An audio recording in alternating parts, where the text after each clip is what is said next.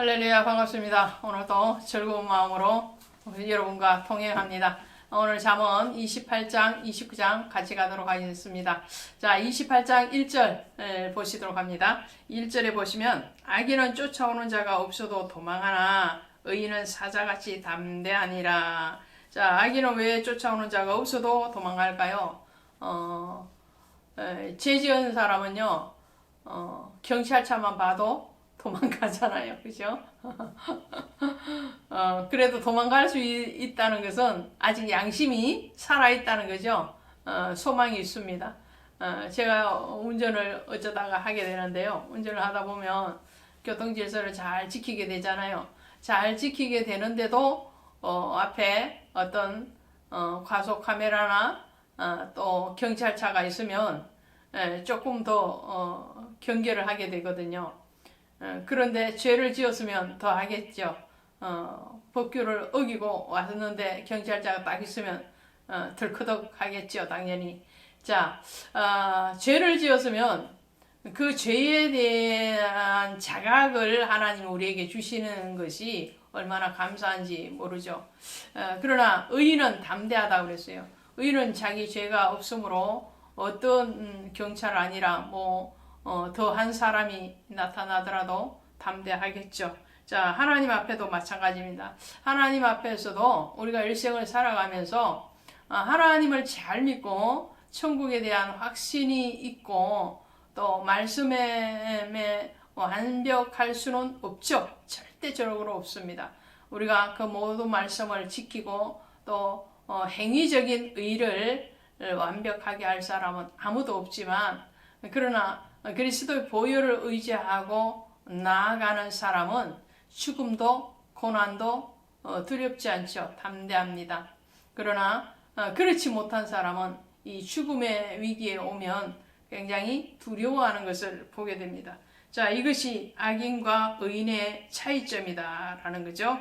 자, 그 다음에 보시면 14절을 보십니다. 항상 경외하는 자는 복되거니와 마음이 완악하게 하는 자는 재앙에 빠지리라 그랬어요. 자, 항상 경외하는 자 어때요?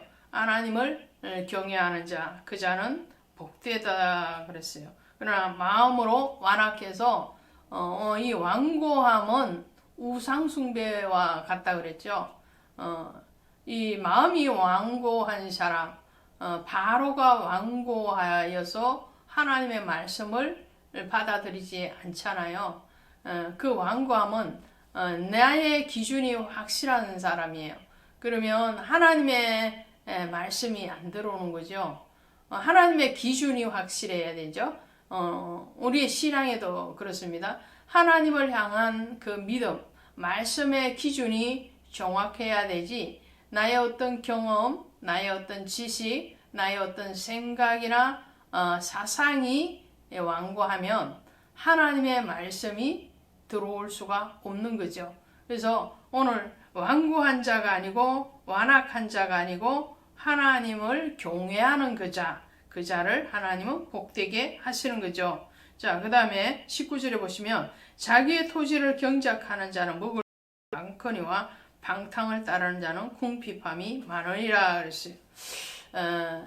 자기의 토지를 경작한다는 것은 무슨 말인가요? 내 마음을 경작한다는 거예요. 마음의 밭을 기경하는 거죠. 완고한 것 기경해 내는 겁니다. 그런 사람은 그 옥토의 심령에 말씀의 씨가 뿌려지면 그 씨가 30배, 60배, 100배의 결실을 맺게 되겠죠. 육신적인 땅을 기경해서 거기에서 추수해서 열매를 거둬들이는 것뿐만 아니라 영적인 심령의 밭을 기경하는 나의 심령의 밭을 기경하고 다른 이들의 마음의 밭을 기경하는 자, 그 자는 어떻게 해요? 추수할 때에 먹을 것이 많겠죠. 그 먹을 것이 많은 것은 뭐예요? 하나님 앞에 상급이 많다라는 말이 되겠죠. 그러나 그렇지 않고 방탕한 자, 방탕을 따르는 자, 방탕은 먹고 놀미 아닌가요? 그렇게 흥청망청 하는 사람들은 궁핍함이 따른다. 기경하기보다는 그 한번 기경해 놓은 것으로 늘 먹고 자는 것. 우리가 신앙생활 때 저도 그런 걸 많이 느낍니다. 어느 때에 저축과 같이 해놓았던 그 기도의 덕으로 사는구나. 아니면 어느 시간 일정한 시점에서 봉사하고 하나님을 섬겼던 또 하나님 앞에 말씀으로 기경을 해놓았던 걸 가지고 지금 먹고 사는구나 그런 걸 느낄 때가 있거든요. 근데 그 먹고 삶이 영원하지는 않다는 거예요.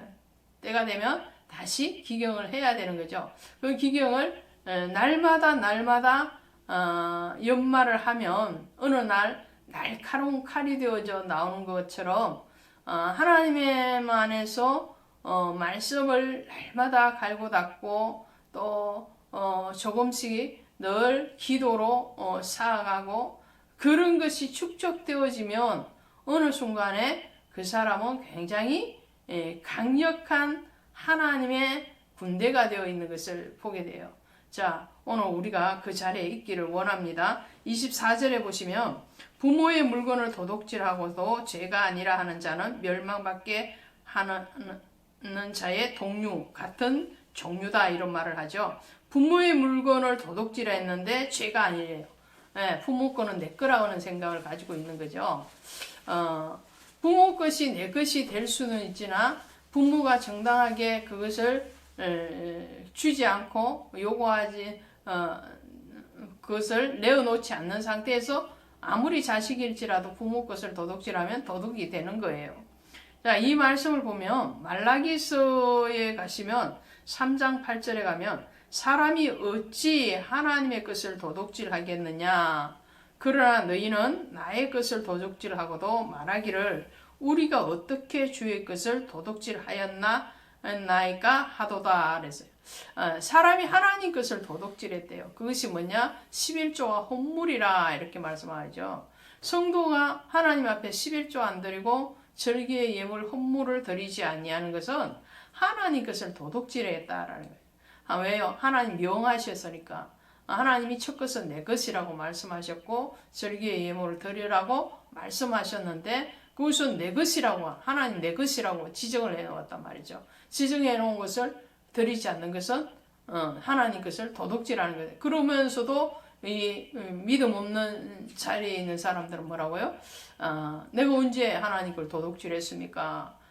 바울이 예수 믿는 자들을 핍박하잖아요. 교회를 핍박하잖아요. 근데 부활하신 예수님이 오셔서 말씀하세요. 내가 바울아 왜 나를 핍박하느냐? 내가 언제 핍박했습니까? 그렇게 대묻지만 주님 보시기에는 뭐예요? 나의 교회를 성도 믿는 자들을 핍박하는 것은 곧 나를 핍박하는 것이다. 교회를 섬기지 않는 것은 예수를 섬기지 않는 것이다. 라는 말씀을 하는 것을 보게 되죠. 자, 29장에 가시면 자 1절에 자주 책망을 받으면서도 목이 곧은 사람은 갑자기 패망을 당하고 피하지 못하리라. 자, 책망을 하시죠. 양심을 우리에게 주셨다 그랬잖아요. 악인이 왜 쫓아오는 자가 없는데 도망을 가느냐? 지은 죄가 있으니까, 그죠?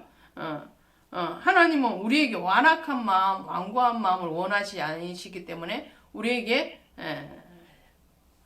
징계를 하시고 책망을 하시죠. 근데 그럴 때에 우리는 빨리 그것을 돌이켜야 되거든요. 왜 내가 하나님의 말씀에 순종되어지지 않느냐? 하나님이 우리에게 양심의 가책을 주시고 또 말씀을 통해서 가르쳐 주실 때에 들려주실 때에 거기에 대해서 순종되어져야 되는데 그렇지 못한 사람은 곧은 사람은 갑자기 패망이 온 건 사실은 아니죠. 지진이 갑자기 오는 건 아니잖아요.